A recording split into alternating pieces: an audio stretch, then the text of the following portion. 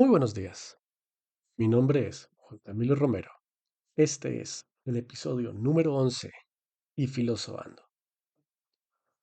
Filosoando porque nos encontramos en este recorrido de la Grecia presocrática y la parte italiana o la Magna Grecia, la Grecia presocrática, con un pensador crucial para la evolución de este camino, de este recorrido. De repente, en la historia de la filosofía sucede mucho que vemos tendencias, caminos, ramas muy definidas en el cual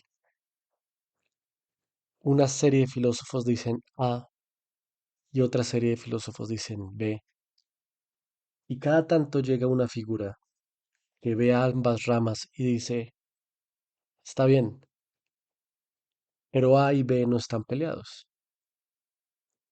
A y B pueden llamarse C, y estas personas mueven la filosofía y el conocimiento humano para adelante. Este es el caso de nuestro filósofo del día de hoy, aquel gran pensador del siglo V antes de Cristo, conocido como Empédocles.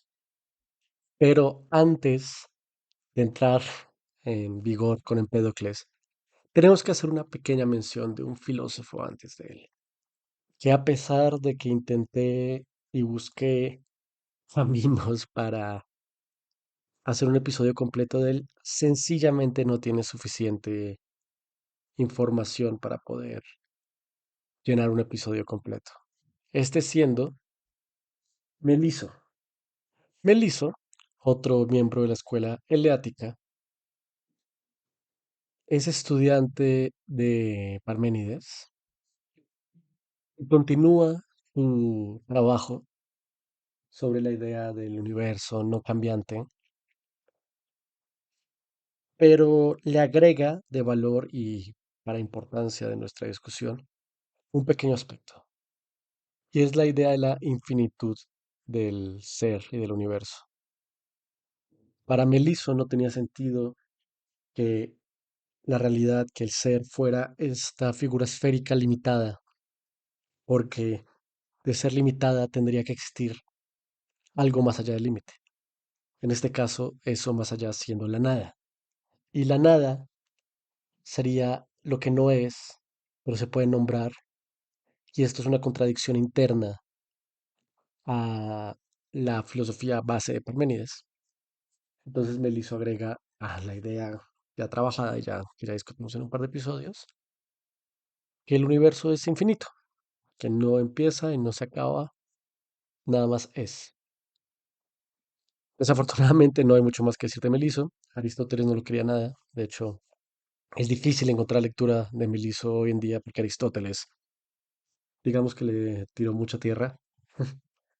Pero en fin, habiendo ya discutido esta pequeña parte de la escuela de Meliso, Empédocles se encuentra con la unión de dos ideas.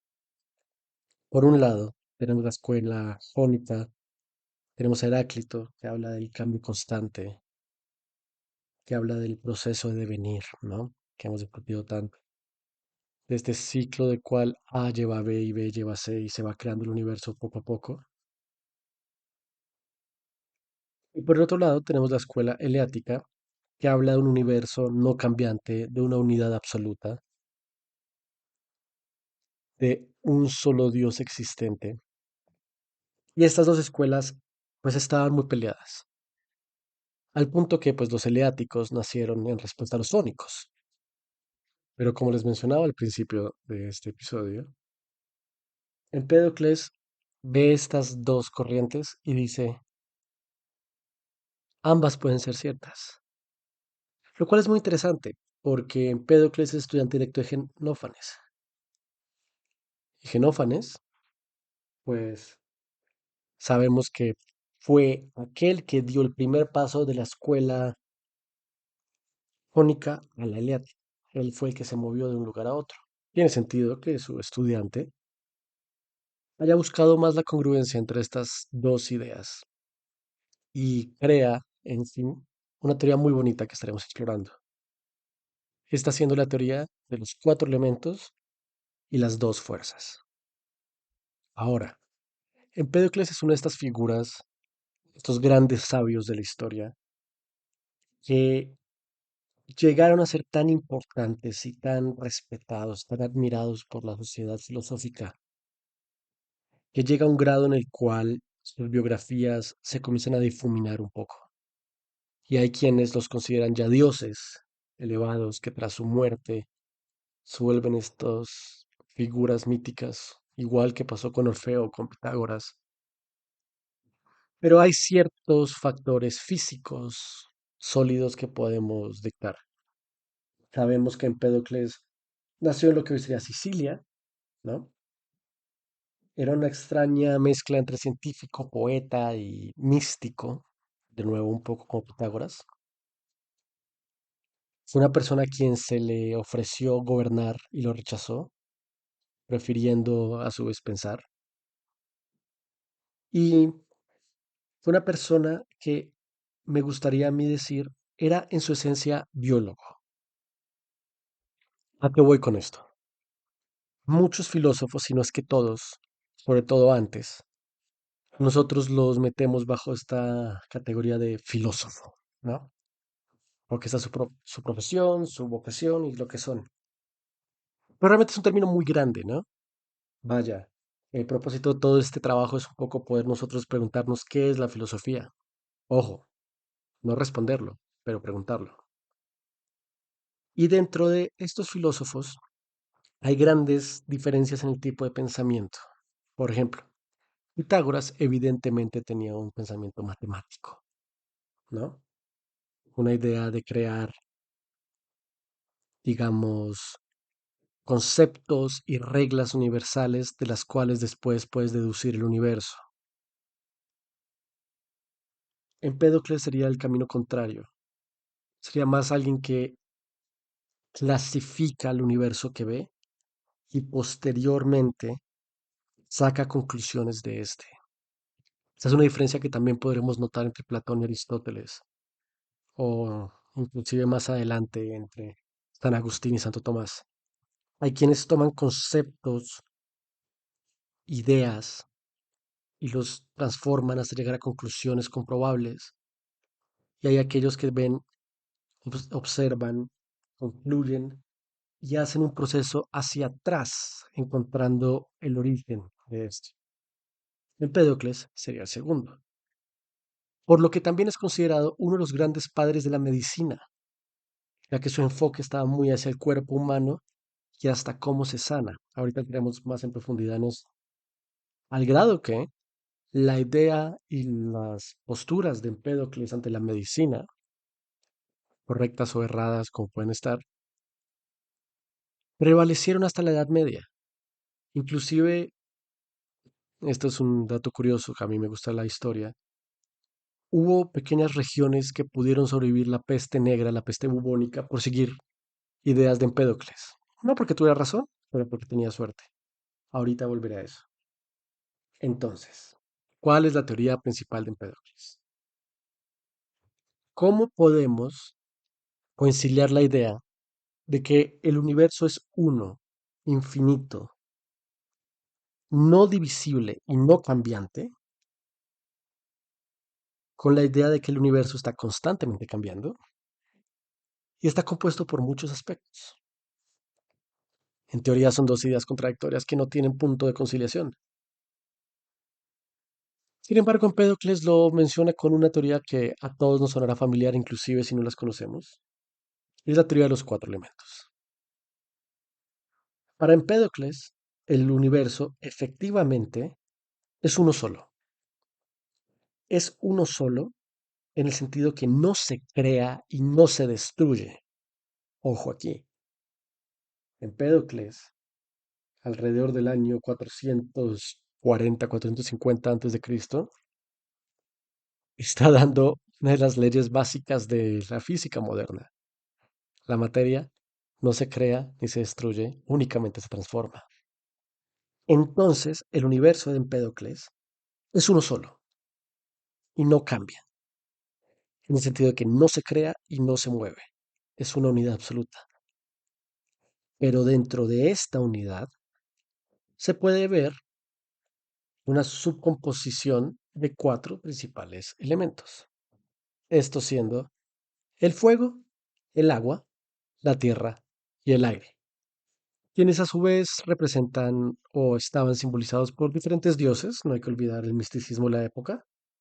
El fuego representaba a Zeus, la tierra a Juno, el aire a Hera y el agua a Nestis, que es una divinidad siciliana que es menos conocida, pues no es parte del panteón olímpico.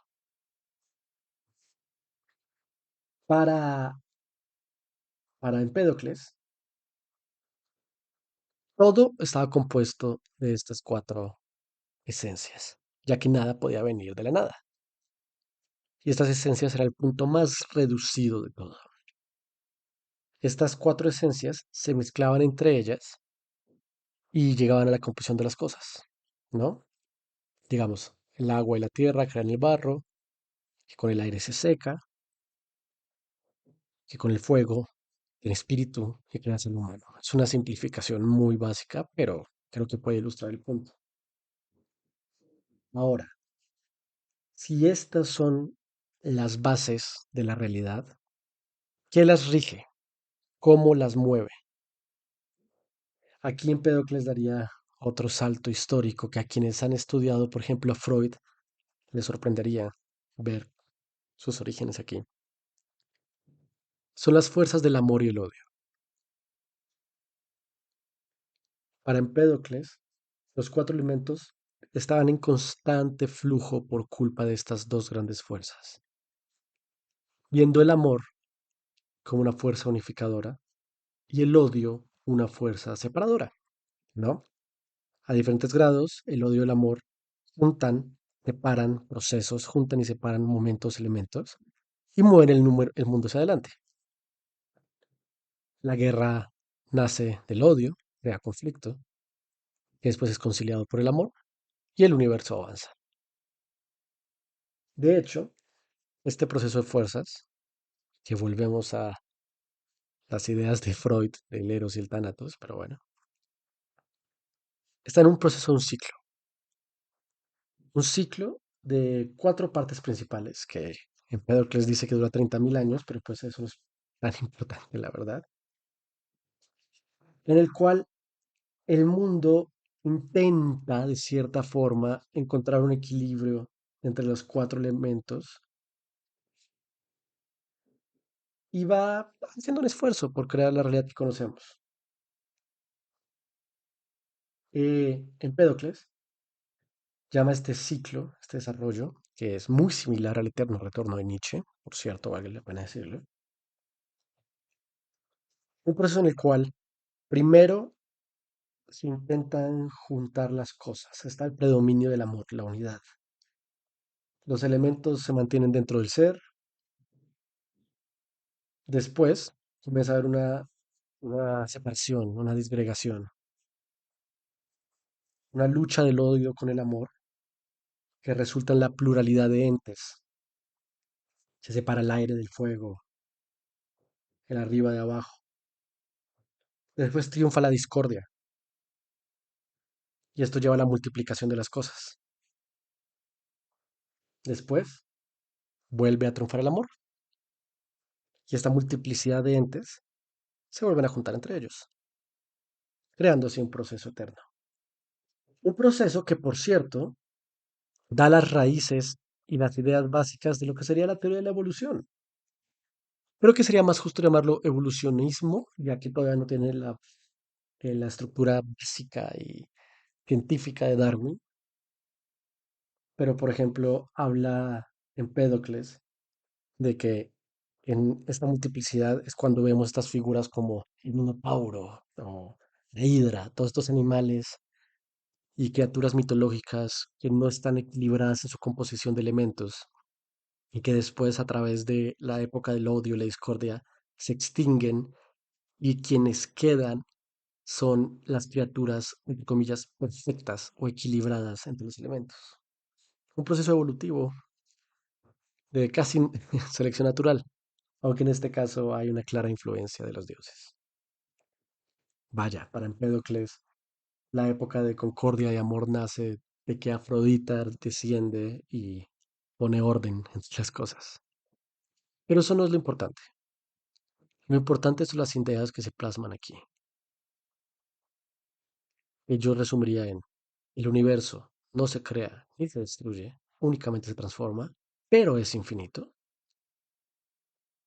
Hay un ciclo interno, un movimiento constante entre las composiciones del universo y los elementos básicos de estos son los cuatro elementos, valga la redundancia. Ahora, Empédocles aplicaría esta teoría a diferentes composiciones. Antes les hablaba yo de la medicina. Empédocles decía que el cuerpo humano estaba compuesto también de los cuatro elementos que serían representados o manifestados en el cuerpo y en la salud humana a través de cuatro sustancias primas. Estas cuatro serían la sangre, la bilis, la flema y la bilis negra.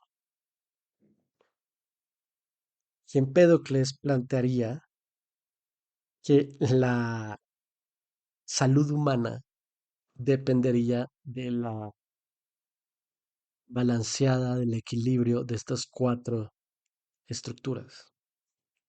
Por ejemplo, si alguna vez han leído ficción de fantasía o les atrae la historia del medievo, seguramente se han encontrado con el concepto de las sangradas. Gente nobles que en ánimo de sanar se pondrían sanguijuelas y cambiarían su sangre, se la sacarían y tal vez la cambiarían por sangre nueva. Esto viene de la idea de un desequilibrio de las cuatro sustancias dentro del cuerpo. Si había mucha sangre, había que retirarla, o mucha bilis negra.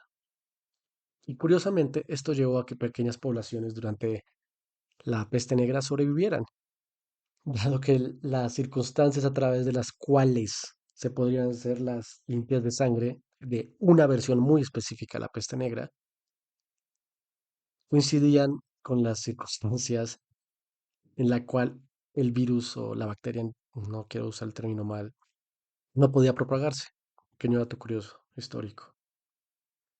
Ahora, este equilibrio de cuatro elementos en líquidos primordiales del cuerpo también se traducía en la alquimia, con los cuatro colores sagrados, rojo, amarillo, blanco y negro, el universo siendo un equilibrio entre estos cuatro. Pero más interesante, en mi opinión, es la aplicación de estas raíces de los cuatro elementos por parte de Empédocles en el aspecto psicológico del humano. Empédocles diría que de la misma forma que los cuatro elementos se manifiestan en nuestro cuerpo, también se manifestaban en nuestra psique. Y ponía cuatro categorías: sanguíneo, colérico, flemático y melancólico. Y que estos cuatro tendrían que estar en equilibrio entre ellos. Y que cualquier desequilibrio de estos llevaría a la enfermedad mental. Por ejemplo, un exceso de melancolía llevaría al melancolismo, ¿no? Que hoy en día llamaríamos depresión. Que por primitivo que sea, es una base sorprendente de un poco cómo funciona la psicología moderna, dejando de lado los impulsos de muerte y de vida de Freud, que también son representados en las fuerzas primordiales de Empédocles. Una depresión, una manía, se puede entender como un desequilibrio de neurotransmisores, no muy lejano a la teoría básica de Empédocles.